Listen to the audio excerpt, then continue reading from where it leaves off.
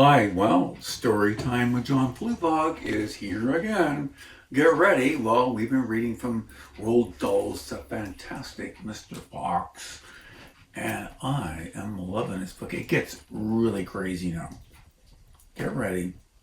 So, it's chapter 13 we're on. It's called Bounce's Giant Storehouse. My dear Foxy, cried Badger, what in the world has happened to your tail? Well, don't talk about it, please, said Mr. Fox. It's a painful subject. Well, they were digging the new tunnel, and they dug on in silence. Badger was a great digger, so the tunnel went forward at a terrific pace now that he was leading a paw. All right. So soon they were crouching underneath yet another wooden floor. Mr. Fox grinned shyly, showing his sharp white teeth. And if I'm not mistaken, my dear Badger, he said, we are now underneath the farm which belongs to the nasty little pot-bellied dwarf Bounce. We are, in fact, directly underneath the most interesting part of that farm. Ducks and geese, cried the little small foxes, licking their lips. Tender, juicy ducks and fat geese. Exactly, said Mr. Fox. But how in the world can you know where we are? Asked Badger. Well, Mr. Fox grinned again, showing even more white teeth. Look, he said, I know my way around this farm blindfolded. For me, it's just as easy below the ground as it is above.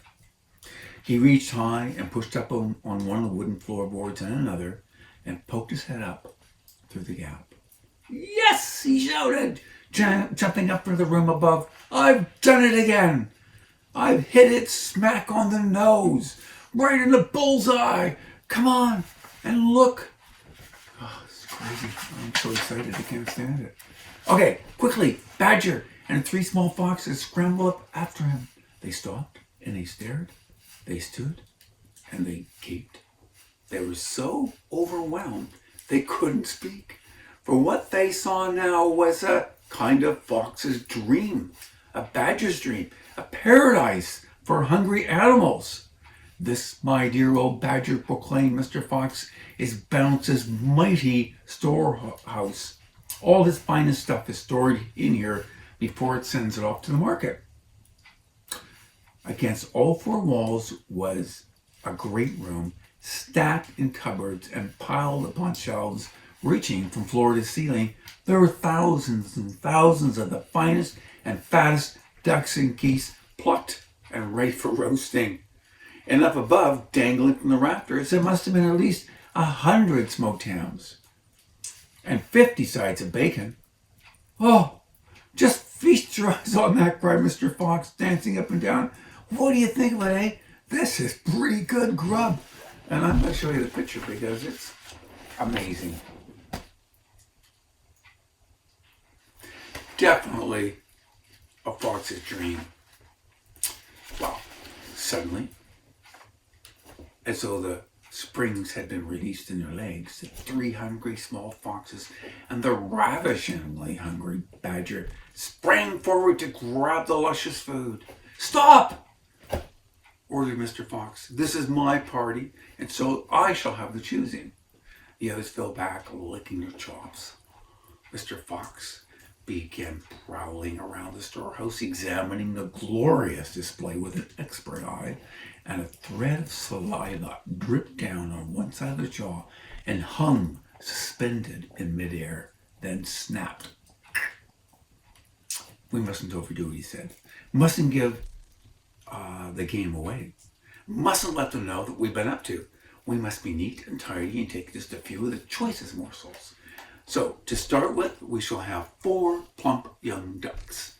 So he took them from the shelf. Oh, how lovely and fat they are. No wonder Bounce got a special price for them at the market. All right, Badger, lend me a hand to let them down. You children can help as well. There we go. Oh, goodness me. Look how your mouths are watering. And now I think we had better have a few geese. Well, 3 will be quite enough. We'll take the largest. Oh me, oh my. And oh, have you ever seen a finer goose than these in the king's kitchen? Gently does it. Oh, that's the way. And now, what about a couple of of a nice smoked hams.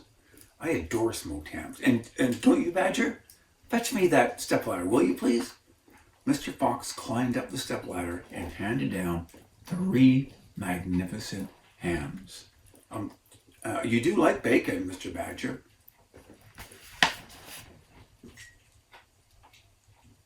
Oh, can you imagine?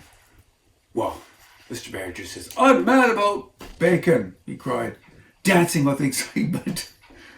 Let's have a side of bacon. Oh, that one right up there. And carrots, Dad, said the smallest of the 3 foxes. We must take some carrots. Oh, don't be a twerp, said Mr. Fox. You know, we never eat things like that. Well, it's not for us, Dad. It's for the rabbits. They only eat vegetables. Oh.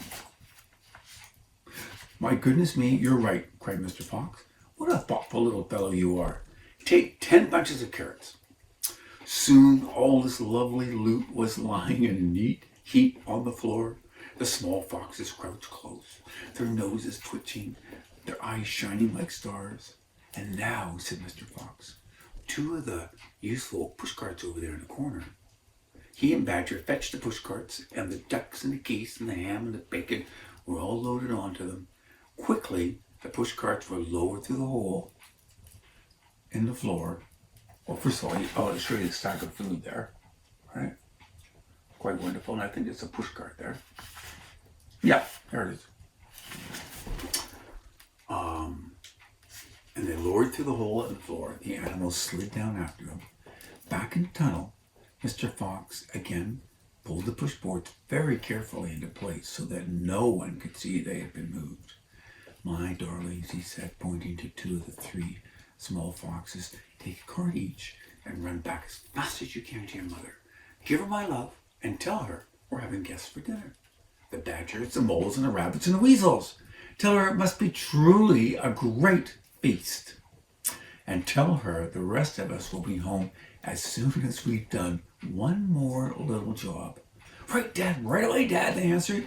And they grabbed the trolley each and went rushing off down the tunnel. And there they go, ripping down the tunnel. And that is the end of that chapter.